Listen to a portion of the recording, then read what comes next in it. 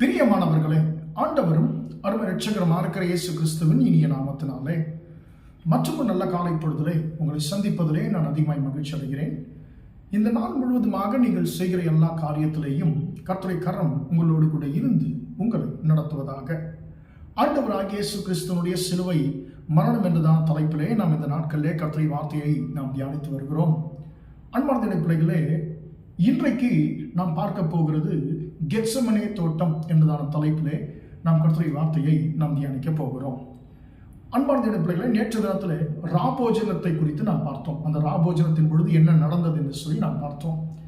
இன்றைக்கு கெத்செமனே தோட்டத்தை குறித்து நாம் பார்க்க போகிறோம். அந்த கெத்செமனே தோட்டத்தில் ஆண்டவராகிய இயேசு கிறிஸ்து என்ன செய்தார் என்று சொல்லி நமக்கு தெரியும். அதில் இருக்கக்கூடிய சில காரியங்களை நாம் நம்முடைய வாழ்க்கையோடு ஒப்பிட்டு நாம் இன்றைக்கு தியானிக்க போகிறோம்.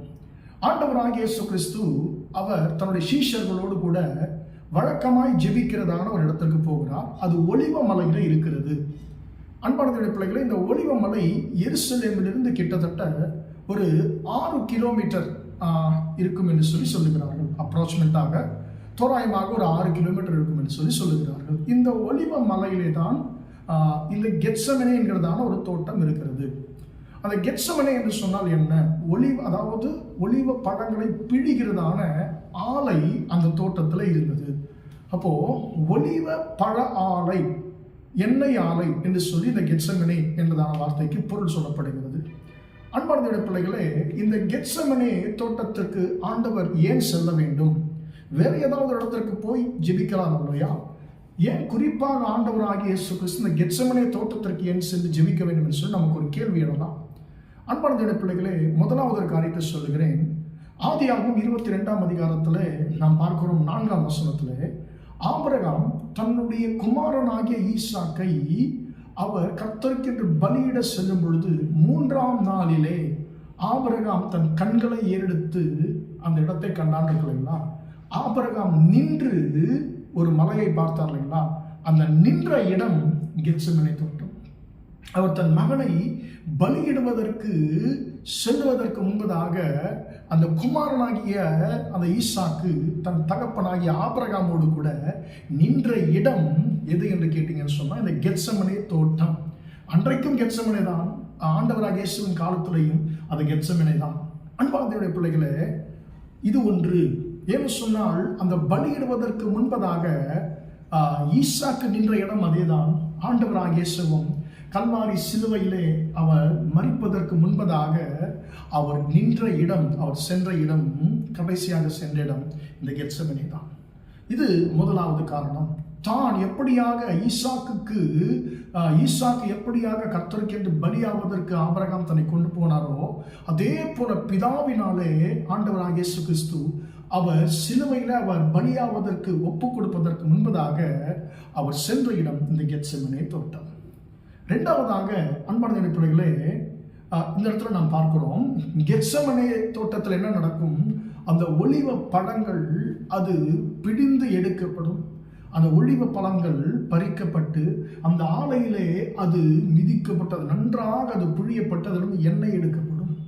ஆண்டவராகிய இயேசு கிறிஸ்து ஒரு ஆவிக்குரிய பாடத்தை இங்கே கற்றுக் கொடுக்கிறார். எப்படியாக அந்த ஒலிவ பழங்கள் கெத்செமனே தோட்டத்தில் பிடிந்து பிரயோஜனம் உள்ளதான எண்ணெய் எடுக்கப்பட்டு அதன் மூலமாய் விளக்குகளில் அந்த நாட்களிலே எரிய பயன்படுத்தப்பட்டது.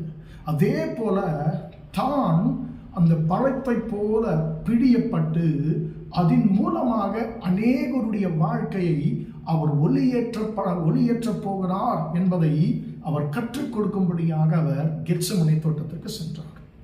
அன்பார்ந்த பிள்ளைகளே, எப்படியாக ஒலிவ பழங்கள் பிடியப்படுமோ அதே போல கல்வாரி சிலுவையிலே ஆண்டவர் அவர் நொறுக்கப்பட்டார், உடைக்கப்பட்டார். அந்த ஒலிவ பழத்திலிருந்து எண்ணெய் வந்தது. ஆண்டவராக இயேசு கிறிஸ்து சரீரத்தின் வழிந்ததான ரத்தத்தின் மூலமாக உங்களுக்கும் எனக்கும் நம்முடைய வாழ்க்கை இருளிலிருந்து மாறி நம்முடைய வாழ்க்கை ஒளியேற்றப்பட்டது, ஒளியாய் மாறியது. அன்பான தேவனுடைய பிள்ளைகளே, இதை கற்றுக் கொடுக்கிற விதத்திலே தான் ஆண்டவராக இயேசு கெத்செமனே தோட்டத்தில் போய் ஜெபித்தார். எதற்காக கெத்செமனே தோட்டத்தில் ஜெபித்தார்? அவர் ஒரு பாடத்தை கற்றுக் கொடுக்க போகிறார். நாளைக்கு நான் உங்களுக்காய் பலியாக போகிறேன். எப்படியாக இந்த பழங்கள் பிழிந்து எடுத்து எண்ணெய் வெளியே வருகிறோம், அதே போல என்னையும் சிலுவையிலே நொறுக்குவார்கள். என்னுடைய சரீரத்தில் வடிகிற ரத்தம் உங்கள் வாழ்க்கையிலே காணப்படுகிற எல்லா இருளையும் நீக்கி உங்கள் வாழ்க்கையை ஒளியேற்ற போகிறது. இந்த ஒலிவ பல எண்ணெய்கள் எப்படியாக விளக்கை ஏற்றுகிறதோ அதுபோல என்னுடைய ரத்தம் உங்கள் வாழ்க்கையிலே ஒளியாய் மாற்றப் போகிறது என்றுதான் ஒரு ஆவிக்குரிய சத்தியத்தை நாம் இந்த இடத்துல ஆண்டவராகிய இயேசுவின் அந்த ஜெபத்தை, கெத்செமனே ஜெபத்தின் மூலமாக நாம் கற்றுக் கொள்ளுகிறோம். அன்பான தேவனுடைய பிள்ளைகளே, இப்பொழுது ஆண்டவராகிய இயேசு கிறிஸ்து அந்த கெத்செமனே தோட்டத்தில் போய் ஜெபிக்கிறார். நாம் வாசிக்க முடியும், ஆண்டவராகிய இயேசு கிறிஸ்து அவர் போய் மிகவும் வியாகுலப்பட்டு அவர் அதிக ஊக்கத்தோடு ஜெபம் பண்ணினார். அவருடைய வேர்வை ரத்தத்தின் பெருந்துளிகளாய் தரையிலே விழுந்தது என்று சொல்லி நாம் வாசிக்கிறோம். இது லூக்கா 22:44 வசனத்திலே இந்த வசனத்தை வாசிக்க முடியும். அன்பான தேவனுடைய பிள்ளைகளே, ஆண்டவராகிய இயேசு கிறிஸ்து ஊக்கத்தோடு ஜெபிக்கிறாராம். அவருடைய வேர்வை ரத்தத்தின் பெருந்துளிகளாய் தரையில விழுந்தார்.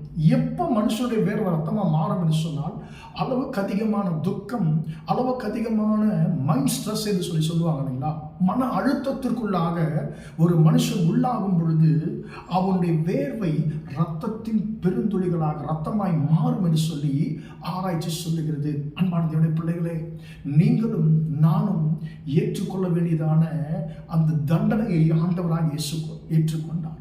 அவர் இந்த உலகத்திலே அவர் முழுவதுமாக மனிதனாய் வாழ்ந்தார். மனிதன் எப்படியாக நெருக்கத்திற்குள்ளாக, அதிகமான அழுத்தத்திற்குள்ளாக, மன அழுத்தத்திற்குள்ளாக உள்ளாக்கப்படுவாரோ அதே போல ஆண்டவராக இயேசு கிறிஸ்து மன அழுத்தத்திற்குள்ளானார். அவர் ஜெபிக்கிறார், பிதாவே உமக்கு சித்தமானால் இந்த பாத்திரம் என்னை விட்டு நீங்கும்படி எனக்கு உதவி செய்யும் என்று சொல்லி ஜெபிக்கிறார். ஆயினும் என்னுடைய சித்தத்தின்படி அல்ல, உம்முடைய சித்தத்தின்படி ஆகட்டும் என்று சொல்லி ஆண்டவர் ஜெபிக்கிறார். அன்பான தேவனுடைய பிள்ளைகளே, இயேசு கல்வாரி சிலுவையில் அவர் ரத்தம் சிந்தவில்லை. அவர் கெத்செமனே தோட்டத்திலிருந்தே உங்களுக்காக எனக்காக ரத்தம் சிந்த ஆரம்பித்தார். ஆதாம் பாவம் செய்த பொழுது ஆண்டவர் அவனை சபிக்கிறார். நீ உன் ஜீவனுள்ள நாளெல்லாம் உன்னுடைய நெற்றியின் வேர்வையினால தான் நீ கடினமாய் நீ உழைத்து உன்னுடைய வேர்வையினால தான் நீ சாப்பிடுவாய் என்று சொல்லி ஆதாமை ஆண்டவர் சபித்தார். அன்பான தேவனுடைய பிள்ளைகளே, அதே போல 2ஆம் ஆதாமாகிய ஆண்டவராகிய இயேசு கிறிஸ்து சிந்தினதான வேர்வை உங்களை என்னையும் ஆசீர்வாதத்திற்கு நேராய் நடத்தினது. அன்பான பிள்ளைகளே, கெத்செமனே தோட்டம் நமக்கு கற்றுக் கொடுக்கிற 3 பாடங்கள் என்ன? முதலாவதாக, ஆண்டவராகிய இயேசு கிறிஸ்து உன்னை தனக்காக பலியாக அவர் ஒப்பு கொடுத்தார் என்பதை கெத்செமனே தோட்டம் நமக்கு வெளிப்படுத்துகிறது. 2ஆவதாக, எப்படியாக அந்த இயேசு நம்முடைய வாழ்க்கையை ஒளியேற்றவே அவர் கல்வாரி சிலுவையில் மரித்தார் என்பதை இந்த கெத்செமனே தோட்டம் நமக்கு பாடத்தை கற்றுக் கொடுக்கிறது. 3ஆவதாக, இந்த கெத்செமனே தோட்டம் நமக்கு கற்றுக் கொடுக்கிற 3ஆவது பாடம், இயேசு சிந்தின அந்த ரத்தம், கெத்செமனே தோட்டத்தில் சிந்தின ரத்தம் நம்முடைய எல்லா மன அழுத்தத்திலிருந்தும் நம்முடைய எல்லா வேதனைகளிலிருந்தும் நம்மை விடுதலையாக்கும் என்பதை அந்த கெத்செமனே தோட்டம் உங்களுக்கும் எனக்கும் கற்றுக் கொடுக்கிறது. இயேசு கெத்செமனே தோட்டத்தில் ஜெபித்தார். இயேசு கெத்செமனே தோட்டத்தில் கண்ணீர் வடித்தார். இயேசு கெத்செமனே தோட்டத்தில் வேர்வை சிந்தினார், ரத்தம் சிந்தினார். எதற்காக? எல்லாம் உங்களுக்காக.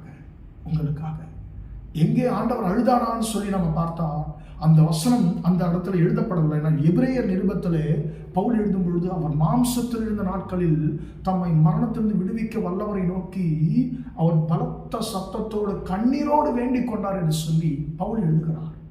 இயேசு கெத்செமனே தோட்டத்தில் அவர் மன அழுத்தத்திற்குள்ளானது மட்டுமல்ல, அவர் கண்ணீர் சிந்தி ஜெபித்தார். எதற்காக சொன்னால், உங்கள் கண்ணீரையும் என்னுடைய கண்ணீரையும் தம்முடைய மரணத்தின் மூலமாய் மாற்றுவதற்காக.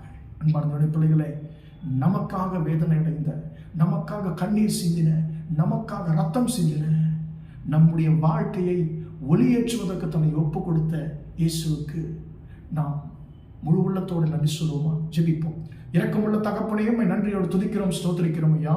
இம்மட்டுமாக இந்த வார்த்தைகளை கேட்டு உங்களுடைய பிள்ளைகளை ஆசீர்வதியும். ஆண்டவரே, நீர் கெத்செமனே தோட்டத்திலே எங்களுக்காய் பாடுபட்டீர்.